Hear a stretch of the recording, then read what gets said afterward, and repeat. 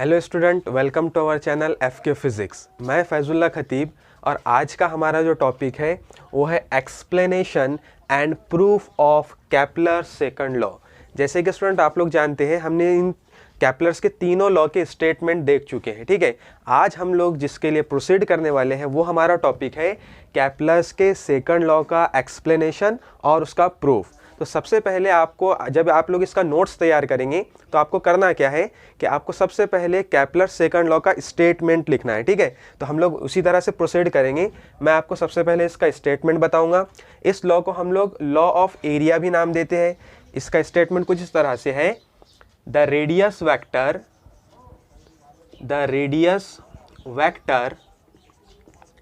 Sweeps out equal area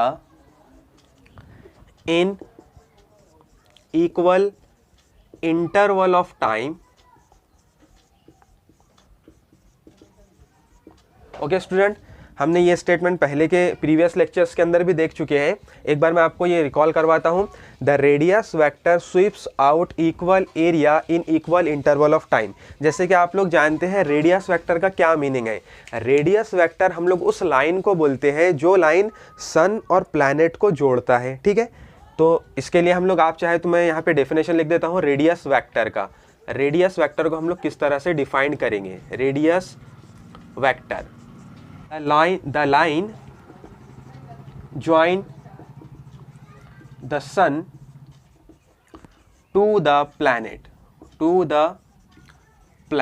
okay, clear student. ये क्या है, सिंपल एक लाइन है जो इमेजिनरी लाइन है जो क्या करेगा कि सन को प्लैनेट से जोड़ेगा। क्लियर यहाँ तक के। अब इसको समझने के लिए जो हमने डायग्राम इससे पहले भी ड्रॉ किए थे, मैं एक बार आपको ड्रॉ करके दिखाता हूँ। हम लोग क्या करेंगे, ये हम लोग ऑर्बिट कंसिडर करेंगे जो कि इलिप्टिकल ऑर्बिट है उस प्लैनेट का जो सन के अराउंड रिवॉल्व कर रहा है, सन के अराउंड चक्कर लगा रहा है। ठीक है, यहाँ पर हम लोग सन को S से रिप्रेजेंट करेंगे। ठीक है, और मैं प्लैनेट को मानता हूँ कि प्लैनेट यहाँ पर है अभी थोड़ी देर P1 पोजीशन के ऊपर, और स्मॉल dt टाइम के बाद ये जो प्लैनेट है स्वीप करता हुआ कहाँ पे पहुंचेगा, दूसरी पोजीशन P2 पोजीशन के ऊपर। ठीक है, जैसे कि हमने बोला है कि इन दोनों को जोड़ने वाले लाइन का नाम क्या है, रेडियस वेक्टर, और यहाँ पर मैं रेडियस वेक्टर को स्मॉल r से रिप्रेजेंट करता हूँ। क्लियर। अब dt टाइम में ये जो रेडियस वेक्टर है P1 पोजीशन से कहाँ पे पहुँच जाएगा, P2 पोजीशन पर, यानी यही जो है यहाँ पे पहुँच गया। तो अब हम लोग बोल सकते हैं कि यहाँ पर ये रेडियस वेक्टर ने जो एंगल फॉर्म किया वो एंगल d थीटा है। क्लियर। अब होगा क्या कि इसने जो एरिया कवर किया, मैं इसको यहाँ पे शेडेड एरिया से रिप्रेजेंट कर देता हूँ, शेड बना देता हूँ। तो यहाँ पे क्या हुआ, ये शेडेड एरिया क्या है, वो एरिया है जो रेडियस वेक्टर ने dt टाइम के अंदर कवर किया। इसको मैं रिप्रेजेंट कर देता हूँ कि ये DA है। स्मॉल एरिया को हम लोग जनरली DA से रिप्रेजेंट करते हैं। ठीक है, ये हो गया हमारा पहला सिचुएशन। अब दूसरे सिचुएशन में हम लोग क्या करेंगे कि सेम प्लैनेट को मैं यहाँ पे कंसिडर करता हूँ Q1 पॉइंट पर, और इसको भी Q1 पॉइंट से Q2 पॉइंट पर पहुंचने के लिए सेम टाइम लगा dt। तो मैं मानता हूं यहाँ पे dt टाइम लगा। आप देखेंगे कि यहाँ पर भी क्या हुआ कि जो रेडियस वेक्टर था वो स्वीप करता हुआ Q1 पोजीशन से Q2 पोजीशन के ऊपर पहुंचा। तो यहाँ पर भी मैं जो एरिया ये लाइंस से ड्रॉ कर रहा हूँ, शेड से ड्रॉ कर रहा हूँ, तो ये एरिया का वैल्यू सिमिलर रहेगा पहले वाले एरिया के जितना। मतलब ये भी एरिया कितना हो जाएगा, DA एरिया। तो ये था हमारा स्टेटमेंट केपलर सेकंड लॉ के लिए। अब इसके प्रूफ के लिए हम लोग आगे बढ़ते हैं। स्टूडेंट, हम लोग अब प्रोसीड करने वाले हैं इसके प्रूफ की तरफ, केपलर सेकंड लॉ के प्रूफ की तरफ। अब आप देख सकते हैं कि यहाँ पे मैंने सिमिलर वही डायग्राम बनाया है जो इससे पहले हमने स्टेटमेंट के अंदर बनाए थे। ठीक है, अब आपको ये पता है कि ये जो P1 पोजीशन है इनिशियल पोजीशन है, P2 जो है वो फाइनल पोजीशन है, और यहाँ पे P1 से P2 जब प्लैनेट मूव करता है तो उसको जो टाइम लग रहा है वो हमने dt टाइम कंसिडर किए। और यहाँ पर जब ये रेडियस वेक्टर स्वीप करेगा तो जो एंगल फॉर्म होगा उसको हम लोग d थीटा से रिप्रेजेंट करेंगे।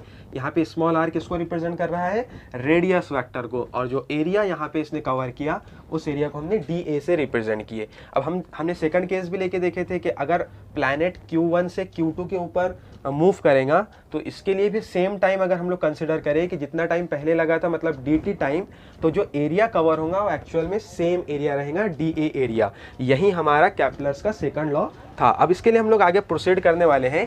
तो अब आपके माइंड में क्वेश्चन होगा कि हमको प्रूफ क्या करना है, मीन्स हमको क्या लाना है।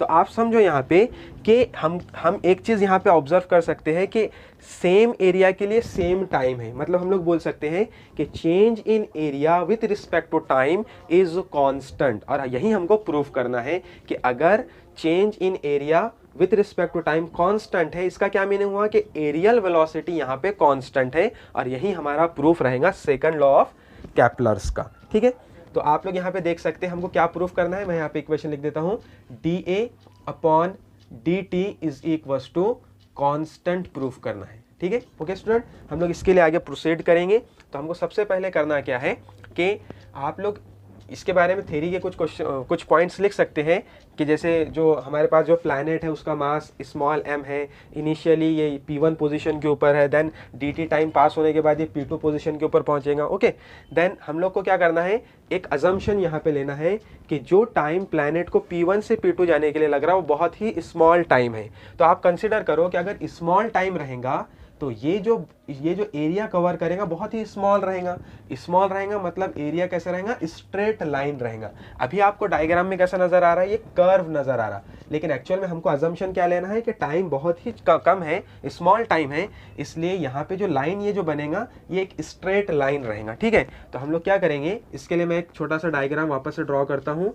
अब आप समझो कि ये हो गया इसका P1 पोजीशन, ये P2 पोजीशन, और यहाँ पे जो एंगल था वो डी थीटा, रेडियस वेक्टर को हमने स्मॉल r से रिप्रेजेंट किए थे, और यहाँ पे जो लाइन फॉर्म होगा तो ये स्ट्रेट लाइन रहेगा। ओके, देन हम लोग को क्या करना है, इस स्ट्रेट लाइन का वैल्यू निकालना है। तो आपको पता है कि जब भी हम लोग ट्राइंगल के लिए स्ट्रेट लाइन का वैल्यू निकालने वाले रहते हैं, मतलब ये जो है हमारे पास जो डायग्राम वो एक्चुअल में ट्राइंगल है, तो इस साइड का अगर मुझे वैल्यू निकालना है तो मैं निकाल सकता हूँ। कैसे, मैं यहाँ पे यूज करूंगा एंगल का फॉर्मूला, और एंगल का फॉर्मूला हमारे पास क्या है, angle is equal to arc upon radius, arc upon radius. अब आप देखो यहाँ पे आर्क क्या है, आर्क हमारा P1 P2 है, मतलब यहाँ से यहाँ तक का जो डिस्टेंस है वो आर्क है।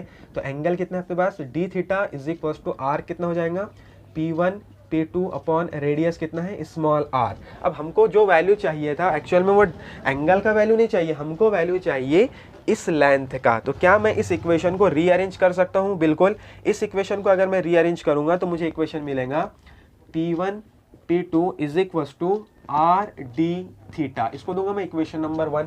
क्लियर स्टूडेंट, देन आप लोग देखो हमको जो प्रूफ करना था, एक्चुअल में प्रूफ क्या करना है, हमको ये वैल्यू प्रूफ करना है, means dA upon dt, means यहाँ पे क्या है, एरिया। तो हम लोग क्या करेंगे कि अब ये वाला जो हमारे पास ट्राइंगल फॉर्म हुआ है P1S P2, यानी ये वाला ट्राइंगल P1S P2, मुझे इसका एरिया निकालना है। तो मैं आगे बढ़ूंगा।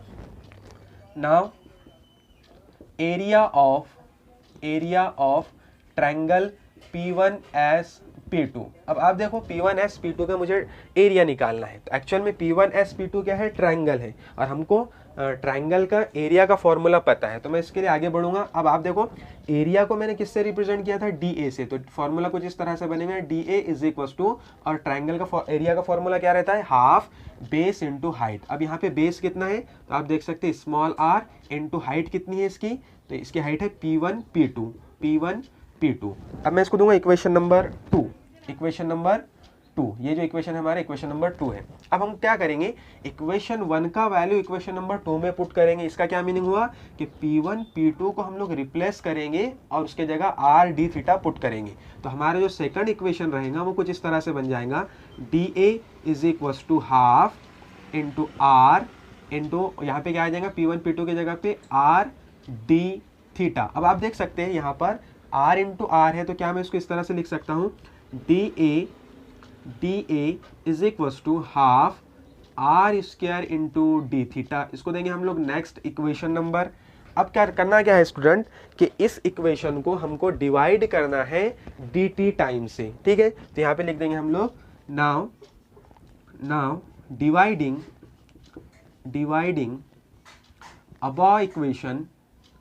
above equation by dt in both side। अब दोनों साइड में हमको क्या करना है, dt से डिवाइड करना है। तो इक्वेशन कुछ इस तरह से बन जाएगा, dA upon dt is equal to half R square D theta upon dt। अब आप इस इक्वेशन को थोड़ा ऑब्जर्व कीजिए, तो यहाँ पर हमको D theta upon D T मिल रहा है। अब आपको पता है rate of change of angular displacement क्या होता है, एंगुलर वेलोसिटी। यानी हम लोग क्या कर सकते हैं, यहाँ पे आप मेंशन कर सकते हैं कि D theta upon D T is equal to omega. अगर हम लोग ये वैल्यू रिप्लेस करके D theta upon D T के जगह पे पुट कर दे तो हमको इक्वेशन कुछ इस तरह से मिलेगा, D A upon D T is equal to half R square, और D theta upon D T को रिप्लेस करके क्या मिल गया यहाँ पे, ओमेगा। इसको देंगे हम लोग नेक्स्ट इक्वेशन नंबर 4। ठीक है, अब देखो करना क्या है कि हमको पता है कि जब यहाँ पर ये जो हमारा जो प्लैनेट है ये कौन सा मोशन कर रहा है, ये और एंगुलर मोशन परफॉर्म कर रहा है। ठीक है, तो हम लोग यहाँ पे बोल सकते हैं कि हमको एक इक्वेशन पता है एंगुलर मोमेंटम का। ठीक है, तो यहाँ पे मैं मेंशन करूंगा by the definition of angular momentum, और एंगुलर मोमेंटम का डेफिनेशन हमको पता है, इसको रिप्रेजेंट करते हैं कैपिटल एल से, और डेफिनेशन कुछ इस तरह से है, moment of linear momentum is called as angular momentum. तो डेफिनेशन के हिसाब से इक्वेशन ऐसा बन जाएगा, मोमेंट ऑफ लीनियर मोमेंटम। अब हमको पता है कि लीनियर मोमेंटम का वैल्यू क्या रहता है, mass into velocity. Mass and linear velocity का प्रोडक्ट जो रहेगा वो लीनियर मोमेंटम रहेगा। अब मैं ये वैल्यू अगर p के जगह पे पुट करता हूं तो मुझे इक्वेशन कुछ इस तरह से मिलेगा, L is equal to R M V. ठीक है, अब हमको एक और रिलेशन पता है, relation between linear velocity and angular velocity. तो ये रिलेशन क्या है, v is equal to R into omega. यानी हम लोग v को भी रिप्लेस करके r इंटू ओमेगा वहां पे पुट कर सकते हैं। तो यही इक्वेशन ऐसे बन जाएगा, L is equal to R M R omega, यानी v के जगह पे हमने r ओमेगा पुट कर दिया। ठीक है, अब आप देख सकते हैं यहाँ पे r इंटू आर हो गया, तो ये इक्वेशन इस तरह से बन जाएगा, m आर स्क्वायर ओमेगा। हमने कुछ नहीं किया, इसको बस जस्ट रीअरेंज किए। ठीक है, अब हमको करना क्या है, इस पूरे इक्वेशन को दोबारा से रीअरेंज करना है ओमेगा के लिए। तो ये इक्वेशन कुछ इस तरह से बन जाएगा, omega is equal to L upon M R square. Okay, omega is equal to L upon M R square. ये इक्वेशन क्या की हमने, जस्ट इसको रीअरेंज किए। इसको दूंगा मैं नेक्स्ट नंबर, इक्वेशन नंबर 5। अब हमको करना क्या है, ओमेगा का वैल्यू इक्वेशन नंबर 4 में पुट करना है। जहां पर ओमेगा है इसको रिप्लेस करके इसके जगह पे L upon M R square यहाँ पे पुट करना है। तो इक्वेशन हमको कुछ इस तरह से मिलेगा। आगे प्रोसीड करते हैं।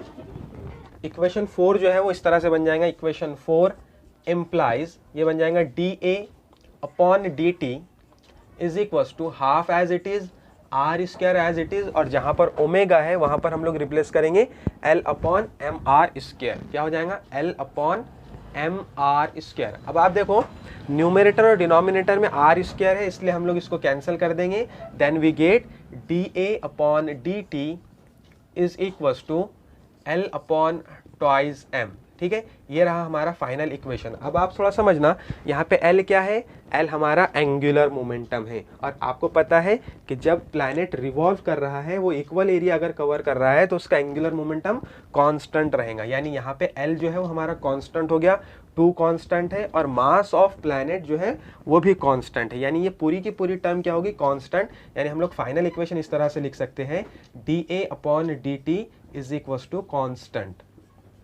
ओके स्टूडेंट, और यही हमको प्रूफ करना था। इसके नीचे आप एक लाइन ऐड कर सकते हैं कि from this equation we can conclude that the radius vector swept out equal area in equal interval of time. I hope आपको ये वीडियो पसंद आया होगा। इस चैनल को सब्सक्राइब कीजिए, लाइक कीजिए, कमेंट कीजिए। Thank you.